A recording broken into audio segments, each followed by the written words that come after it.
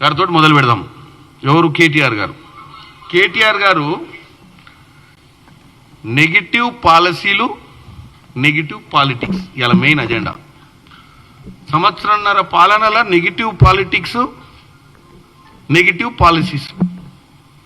Negative politics అంటే ఏందో చెప్తా కేటీఆర్ గారికి. ముఖ్యంగా కేటీఆర్ గారు నెగిటివ్ పాలిటిక్స్ అంటే మనం నడిపిస్తున్న సోషల్ మీడియా నెగిటివ్, మనం పెడుతున్న ఆర్టిఫిషియల్ ఇంటెలిజెన్స్ జనరేటెడ్ పిక్చర్స్ పెట్టి దేశవ్యాప్తంగా కాంగ్రెస్ పార్టీని దుష్ప్రచారం చేయడాన్ని నెగిటివ్ పాలిటిక్స్ అంటారు. మీరు చేసారు మీ నెగిటివ్ పాలిటిక్స్లా ఆ పక్కన ఉన్న సెంట్రల్ మినిస్టర్లు కూడా వచ్చి ఇరుకుతారు. మీరు పెట్టిన ఫోటోలు నిజం అనుకొని భారతదేశ వ్యాప్తంగా సినిమా యాక్టర్లు, ఎన్విరాన్మెంటలిస్టులు,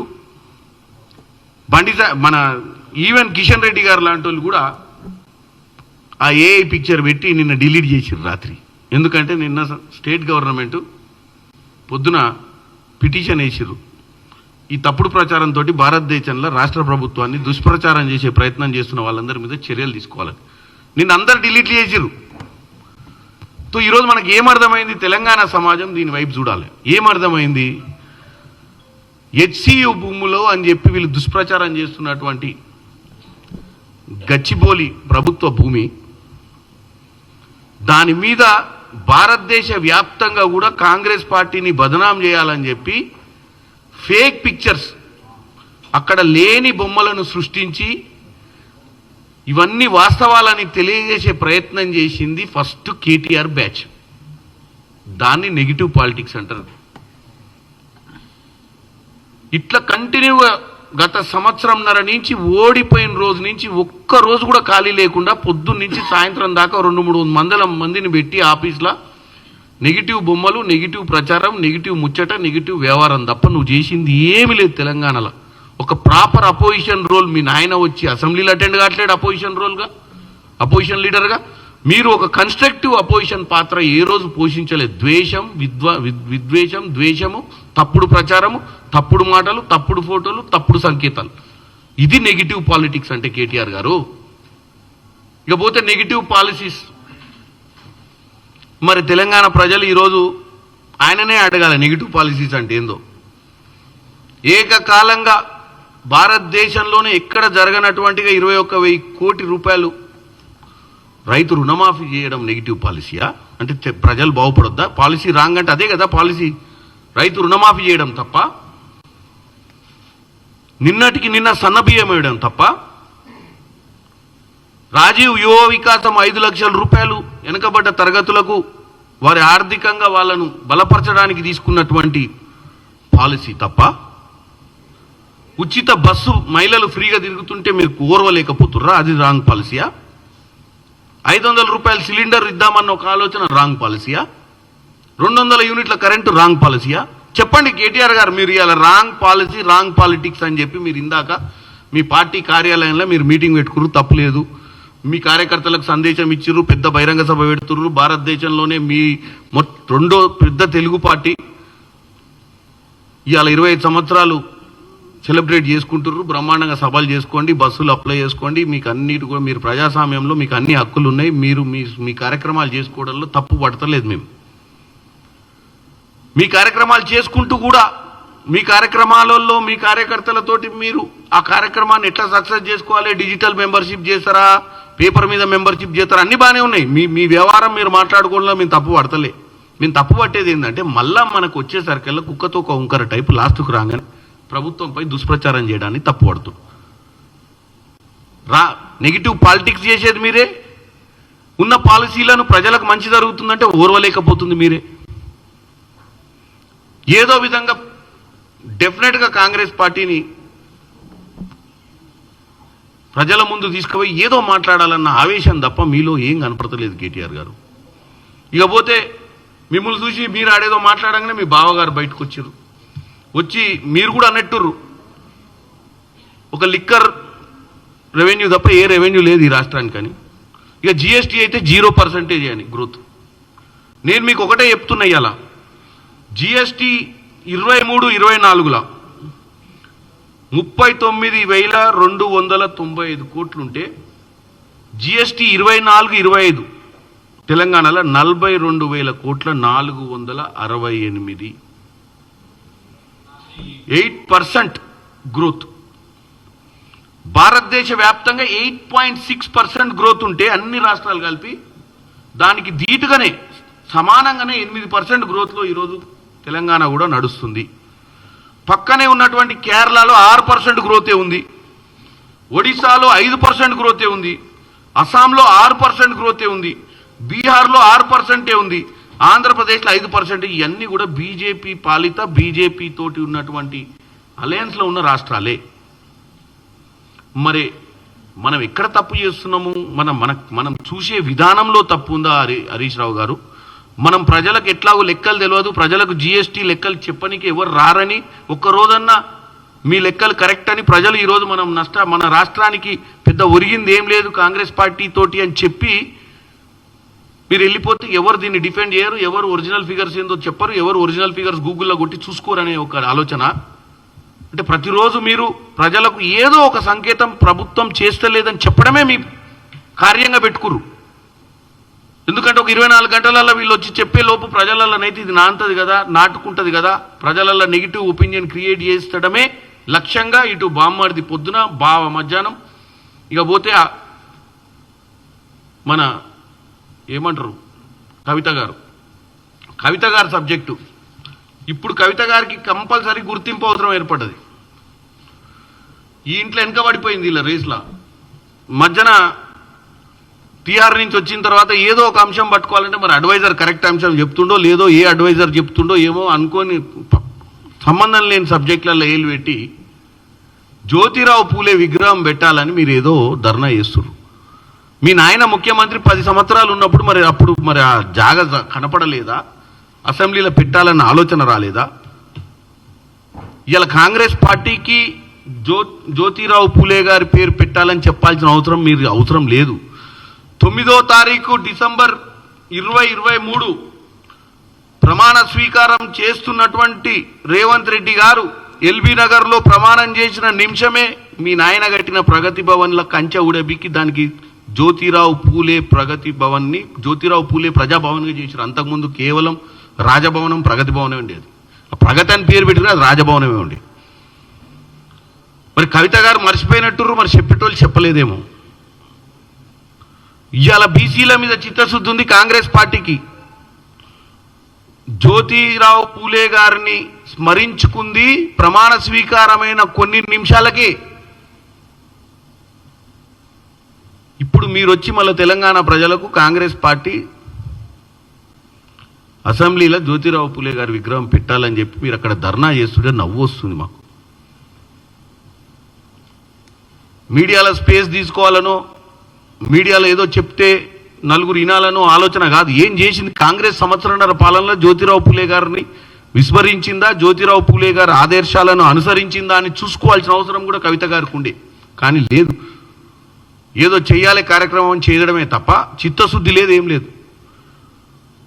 కులగణన చేసింది కాంగ్రెస్ పార్టీ భారతదేశంలో మొట్టమొదటిసారి. క్యాబినెట్ ఆమోదం తీసుకొచ్చి అసెంబ్లీల తీర్మానం కోసం పెట్టింది కాంగ్రెస్ పార్టీ. దానికోసం ఢిల్లీ దాకా ఈరోజు ఎమ్మెల్యేలు ముఖ్యమంత్రి అందరు పోయి జంతర్ మంతర్లో కూర్చుంది కాంగ్రెస్ పార్టీ. దొంగ దీక్షలని మీరు అంటుర్రు ఢిల్లీ పోతే, మరి దొంగ దీక్ష ఎవరిదో? మీరు చేస్తున్న దీక్ష ఈరోజు దొంగ దీక్ష. ఈ నుంచి రైల్లో కొంతమంది బీసీ నాయకులు 24 గంటల సమయం రైల్లో ప్రయాణించి జంతర్ మంతర్లో చేసిన దీక్ష దొంగదా? లేకపోతే మీరు 5 గంటల కోసం మీ షోపుటప్ బిజినెస్ చేసుకోవడం కోసం మీరు పెట్టిన దీక్ష దొంగ దీక్షనా? చిత్తశుద్ధి ఉంది కాబట్టే మీ నాయన లెక్క ఏకపాత్రాభినయం చేస్తలేం. ప్రధానమంత్రిని, సెంట్రల్ మినిస్టర్లను అందరినీ కూడా అడుగుతున్నాం ఈరోజు మాకు సహకరించాలని, ఈ బీసీ రిజర్వేషన్ బిల్లును పార్లమెంట్లో కూడా ఆమోదించాలని. ఇలా మా రాహుల్ గాంధీ గారిని, ప్రతిపక్షాలలో ఉన్నటువంటి ఎంపీలను, అన్ని పొలిటికల్ పార్టీస్ని కూడా ఆ రోజు మేము పిలిచినాం. ఎంతమంది వచ్చారు? పంజాబ్ నుంచి వచ్చారు, తమిళనాడు నుంచి వచ్చారు, కేరళ నుంచి వచ్చారు ఎంపీలు జంతర్ మంతర్కి. అంటే మేము కనపడతలేరా మీకు? 40 నుంచి 50 మంది ఎంపీలు అక్కడికి వచ్చిన విషయాన్ని మీరు చూస్తలేరా? చూసి విస్మరిస్తుర్రా కవిత గారు? ఈరోజు నేను ఒకటే చెప్పదలుచుకున్నా, మీకు చిత్తశుద్ధి లేదు. మీరు పరిపాలించినప్పుడు ప్రజల గురించి ఆలోచించలేదు, వెనుకబడ్డ తరగతుల గురించి ఆలోచించలేదు. ఈరోజు కేవలం కాంగ్రెస్ పార్టీపై విష ప్రచారం చేయనికనే మీ కుటుంబంలో ఉన్నటువంటి ముగ్గురు కూడా ఈరోజు 3 అంశాల మీద మాట్లాడుతూ మళ్ళీ తెలంగాణ ప్రజలను తప్పుతో పట్టించే ప్రయత్నం చేస్తున్నారు. ఇక పోతే లాస్ట్కు బండి సంజయ్ గారు ఆయన కూడా మాట్లాడుతూ, బండి సంజయ్ గారి గురించి ఎక్కువ చెప్పనవసరం లేదు. బండి సంజయ్ గారు తెలంగాణలో ల్యాండ్ కాగానే కార్పొరేటర్ అవుతాడు. సో ఆయన తెలంగాణకు రాగానే ఆయనలో పరకాయ ప్రవేశం చేశాడు కార్పొరేటర్. సెంట్రల్ మినిస్టర్ నుంచి బాడీలో కార్పొరేటర్ వస్తాడు, కార్పొరేటర్ మాటలు మాట్లాడతాడు. కార్పొరేటర్ అంటే కార్పొరేటర్కి పెద్ద అవగాహన ఉండదు. ఎందుకు చెప్తున్నాను వినండి. హెచ్సియు భూముల మీద, అంటే హెచ్సియు భూమి కాదు, అది గవర్నమెంట్ భూమి, 400 ఎకరాలు, గోపాన్పల్లిలో ఉన్నటువంటి 400 ఎకరాల భూమి. బండి సంజయ్ గారు మీరు ఒక్కటి చెప్పండి, ఈ 2003లో అమితాబ్ బచ్చన్ అడుగుతాడు కదా దాంట్లో క్వశ్చన్, కోన్ బనేగా కరోర్పతిలో. బండి సంజయ్ గారు మీకు ఒక ప్రశ్న వేస్తున్నాను. 2003లో ప్రధానమంత్రి ఎవరు? ఇందిరాగాంధీ, సోనియా గాంధీ, వాజ్పేయి, నెహ్రూ. 2003లో వాజ్పేయి గారు ప్రధానమంత్రి. ఈ భూముల మీద నువ్వు సిబిఐ ఎంక్వైరీ అయితే వాజ్పేయి లేడు, చంద్రబాబు నాయుడు ఉండు పక్కన. సిబిఐ వేస్తావా, సిబిఐ వేస్తావా ఎంక్వైరీ? సిబిఐ అంటే చంద్రబాబు ఎంక్వైరీ. చంద్రబాబు ముఖ్యమంత్రి ఉన్నప్పుడు ఈ 400 ఎకరాలు బిల్లీరావుకి ఇచ్చిండు, ఐఎంజీ భారత.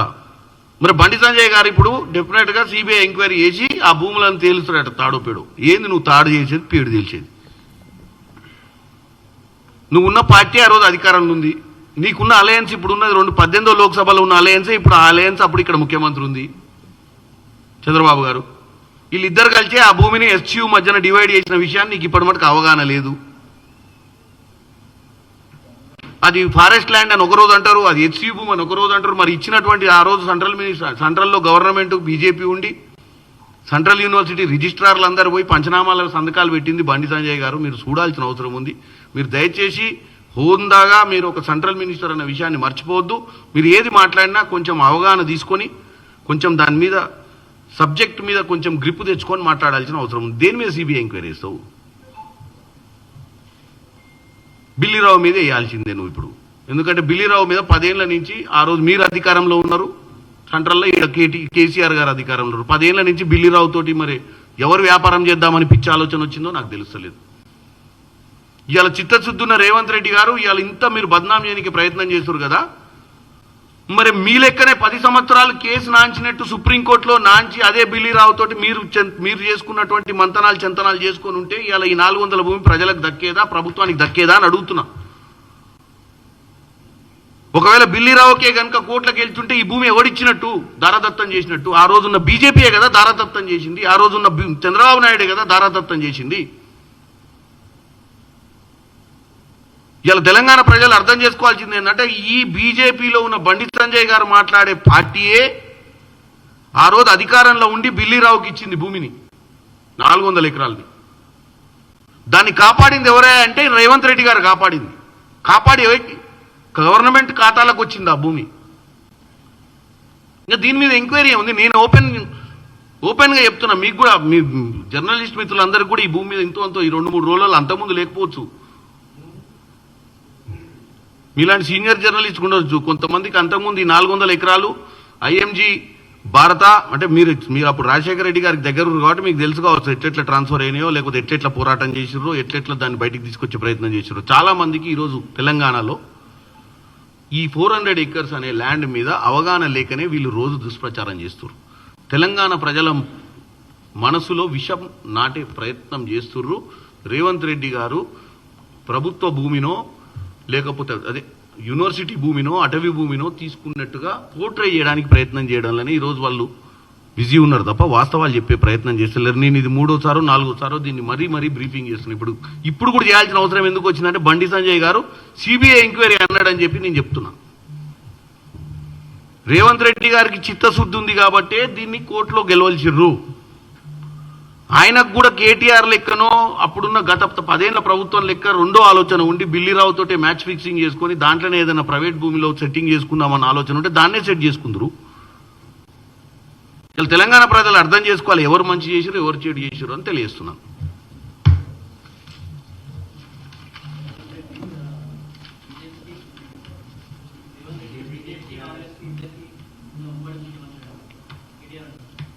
బీజేపీకి ఇప్పుడు ఆయన బండి సంజయ్ ఇద్దరు కలిసి తలుపులు వేసుకొని తేల్చుకొని రమ్మని చెప్పండి. అసలు రేవంత్ రెడ్డి ఎవరి సైడ్ ఉండవు. ఎందుకంటే కన్ఫ్యూజ్ అవుతారు ఇద్దరు, ప్రజల్ని కన్ఫ్యూజ్ చేస్తారు. బండి సంజయ్ ప్రెస్ మీట్లు ఏం చెప్పిండి అలా? Press meetha press note release చేసిండా? చిట్ చాట్లు ఏం చెప్పిండు? కేటీఆర్ రేవంత్ రెడ్డి గారు కలిసి చెన్నై పోయి డీలిమిటేషన్ మీటింగ్లు అటెండ్ అయ్యారు. వీళ్ళిద్దరు కలిసి రేపు వీడియో కూడా మీటింగ్, వీళ్ళిద్దరు ఒకటే అని చెప్తుండు. ఈయననేమో బీజేపీ రేవంత్ రెడ్డి గారు ఒకటని చెప్తుండు. తెలంగాణ ప్రజల్ని మరీ ఇంత అన్యాయం చేయకండి. ఎందుకంటే తెలంగాణ ప్రజలు ఇంతో డీలిమిటేషన్ కోసము చెన్నై పోవాల్సిన పరిస్థితి ఎందుకు వచ్చిందంటే, డీలిమిటేషన్ కోసం చెన్నైకి పోవాల్సిన పరిస్థితి ఎందుకు వచ్చింది? మన రాష్ట్రాన్ని దక్షిణ భారతదేశానికి నష్టం జరుగుతుందన్న విషయానికే కదా. మరి ఇలా బండి సంజయ్ గారు ఉత్తరప్రదేశ్ నిలబడతారా, బీహార్లో నిలబడతారా, మధ్యప్రదేశ్ నిలబడతా వచ్చే ఎన్నికలలో? మరి బండి సంజయ్ గారు చెప్పాలి. ఇలా ఈ పోరాటము కేటీఆర్ది రేవంత్ రెడ్డి గారి పోరాటం కాదు, మన రానున్న తరాల కోసం పోరాటం చేస్తున్నాం. మన హక్కు క్షీణించిపోయే పరిస్థితి ఉంది. మనము ఏదైతే పాపులేషన్ని తగ్గినికే రాష్ట్రంలో దేశంలో ఉన్నటువంటి ఆర్థిక పరిస్థితులు, దేశంలో ఉన్న పర్ క్యాపిటల్ ఇన్కమ్, దేశంలో ఉన్నటువంటి జనాభా పెరుగుదల వల్ల జరిగే నష్టాలను ఆ రోజు 1973 ఏదో పాపులేషన్ కంట్రోల్ చేసే పాలసీ వచ్చినప్పుడు, కుటుంబ నియంత్రణ తీసుకోవాల్సినటువంటి పరిస్థితి వచ్చినప్పుడు దక్షిణ ప్రాంత రాష్ట్రాలు చాలా బాధ్యతగా వ్యవహరించినందుకు ఈరోజు మనల్ని పీనలైజ్ చేస్తుర్రా? మరి దానికి బండి సంజయ్ గారు సమాధానం చెప్పాలి. 75, 76. సో నేను అనేది ఒకటే, నేను ఈరోజు తెలంగాణ ప్రజలకు కానీ బండి సంజయ్ గారిని గెలిపించినటువంటి కరీంనగర్ ప్రజలకు కానీ ఈరోజు ఈ పోరాటం ఏదైతే డీలిమిటేషన్ పోరాటం జరిగేది దక్షిణ పాలిత రాష్ట్రాలల్లో జరగవద్దు అన్న, అన్యాయం జరగవద్దు అన్న విషయానికి అందరం కూడా రాజకీయాలను పక్కన పెట్టి మన కోసం, మన భవిష్యత్ కోసం ఒక దగ్గరకు వస్తున్నాం. మరి దాన్ని తప్పు పట్టే బండి సంజయ్ గారు వచ్చేసారి మరి సీట్లు బాగా పెరుగుతున్నాయంట ఉత్తరప్రదేశ్లో, మధ్యప్రదేశ్లో. మరి అక్కడ పోయి ఏమైనా నిలబడతాడా అడుగుతున్నా బండి సంజయ్ గారిని.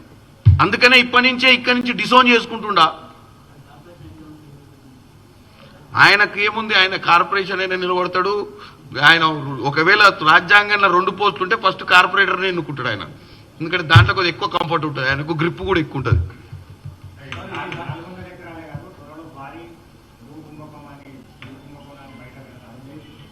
నేను ఒక్కటే చెప్తున్నా, కుంభకోణం జరిగినప్పుడు బయట పెడితే తప్పులేదు.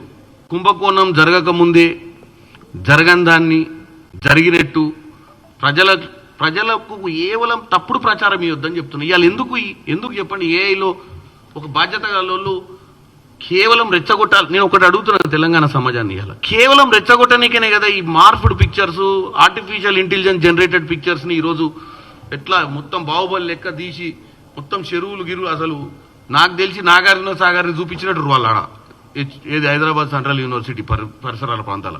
అంటే ఒకప్పుడు నాగార్జున సాగర్ చూపించి ఇప్పుడు ఆడ ఉన్నటువంటి పరిస్థితిని చూపించి ఇంత మార్పు వచ్చిందంటే దెబ్బకే ప్రజలు ఆశ్చర్యపోయారు. సంవత్సరం పాలననే రేవంత్ రెడ్డి గారు ఇంత మార్పు, నీళ్లు కూడా మాయం చేసిండు ఆడ అని. అంటే అటువంటి మీరు చూడండి ఆ విజువల్, చాలా మందికి వచ్చి ఉంటుంది ఆ విజువల్. పైన బిఫోరు ఆఫ్టర్ అని పెట్టి పైన మొత్తం ఆ విజువల్ మొత్తం ఎట్లంటే ఒక గ్రీనరీ, మొత్తం చెరువు, మొత్తం అసలు అంత వాటర్ ఉన్నటువంటి ప్రాంతం లేనే లేదు అక్కడ. గండిపేట ఉంటుంది అటు సైడ్, ఏది కొండకు అవతల, ఇటు సైడ్ చేసి దాన్ని మొత్తం చేసి భారతదేశం మొత్తం చేస్తే నాకు నిన్న హర్యానా నుంచి రాజస్థాన్ నుంచి క్యావోగా అంటారు అందరూ. ఇక్కడ కూర్చునే ఓ పూరా ఆర్టిఫిషియల్ ఆజ్ రాత్తు దేకో పూరా నికాల్ దియా అని చెప్పిన. ఎందుకంటే నిన్న మనం పొద్దున కోర్టులో పిటిషన్ వేయగానే అందరు డిలీట్ చేశారు. అవునా, ఇది రాంగా అంటే ముందు బండి సంజయ్ మన ముందు కిషన్ రెడ్డి గారే డిలీట్ చేశారు. ఎందుకంటే ఆయనే కదా ఆదర్శంగా ఉండాల్సింది. సో ఆయన డిలీట్ చేసినాక అరే కిషన్ రెడ్డి సాబ్ కోయి డిలీట్ కరేతో అమ్కిత్తా బహుత్ చోట అని అందరు డిలీట్ చేశారు. మనని కూడా ఏమన్నా కేసులు కాగాలి మన మీద. ఇంకెవరన్నా ఉంటే ఈ ప్రెస్ మీట్ ద్వారా చెప్తున్నా, దయచేసి మీరు కూడా డిలీట్ చేయండి.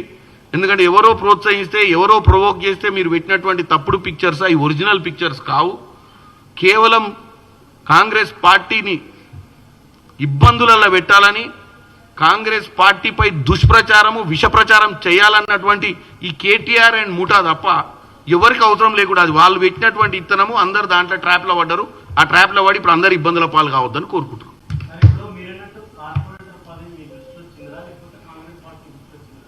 కార్పొరేటర్ పదవి చిన్నది కాదు, పార్లమెంట్ పెద్దది కాదు. కాకపోతే పార్లమెంట్ అనేది 20 లక్షల మంది ఓట్లు వేస్తారు. వేసినప్పుడు బ్రాడర్ స్పెక్ట్రంలో మాట్లాడాలి. సెంట్రల్ మినిస్టర్ పెద్దది అంటే సెంట్రల్ మినిస్టర్కి అవగాహన ఎక్కువ ఉండాలి మాట్లాడే ముందు. ఇప్పుడు నేనున్న ఎంపీ నాకంటే బండి సంజయ్ గారి పొజిషన్ చాలా పెద్దది. ఎందుకంటే నేను ఓన్లీ ఎంపీని, ఆయన ఒక సెంట్రల్ మినిస్టర్. నేను మాట్లాడితే ఇంకా కొంచెం క్షమిస్తారు తప్పు మాట్లాడితే. ఎందుకంటే ఫస్ట్ టైం ఎంపీ అయ్యాడు, సరిగ్గా సబ్జెక్ట్ లేదు, ఏదో ట్రై చేస్తుడు, నేర్చుకుంటుడు, ప్రెస్ మీట్లు పెట్టి తప్పుడు మాట్లాడుతుండు కదా, పోనీ పిల్లగాడు అంటారు. కానీ బండి సంజయ్ గారు మాట్లాడితే ఆల్రెడీ 2వ ఎంపీ అయ్యిండు, ఇప్పుడు సెంట్రల్ మినిస్టర్ అయ్యిండు కాబట్టి ఆయనకు ఎక్కువ ఉంటుంది ఎఫెక్ట్. నేను ఎందుకు అంటున్నా అంటే సిబిఐ ఎంక్వైరీ అన్ని కార్యకర్తలు, సిబిఐ ఈడీ ఏంది ఇది? దేనికైనా సిబిఐ ఈడీ ఇన్కమ్ ట్యాక్స్. ఒకప్పుడు ఈడీ అంటే మీ వాస్తవంగా 10 ఏళ్ల క్రితం తెలియదు నాకు. ఈడీ అంటే నాకు ఒక 10 ఏళ్ల క్రితమే తెలుసు. నాకే ఎన్ఫోర్స్మెంట్ డైరెక్టర్ ఏం పని చేసేదో నాకు తెలియదు గతంలో. ఎన్ఫోర్స్మెంట్ డైరెక్టర్ బీట్ కానిస్టేబుల్ ఉద్యోగం చేశాడని ఇప్పుడు తెలిసింది. అట్లా చేసిరు వీళ్ళు వాళ్ళని కార్యకర్తల కింద వాడుకొని.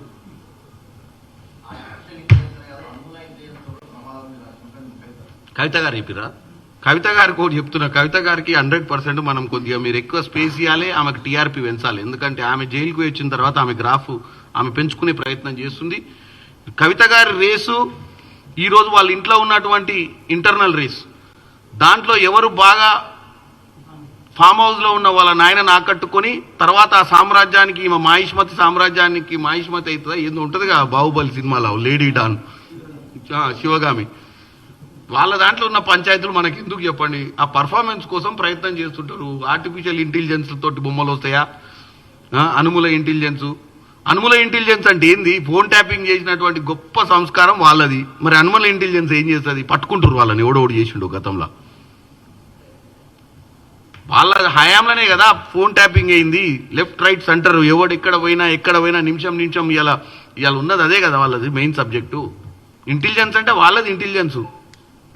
మా ఇంటెలిజెన్స్ ఏమైనా వాళ్ళు చేసినాయి చెప్పడం ప్రజలకు, మేము మంచి చేసిన దాన్ని కూడా వాళ్ళ ఆర్టిఫిషియల్ ఇంటెలిజెన్స్ యూజ్ చేసి మమ్మల్ని దుష్ప్రచారం చేస్తుంది వాళ్ళు. Okay, thank you.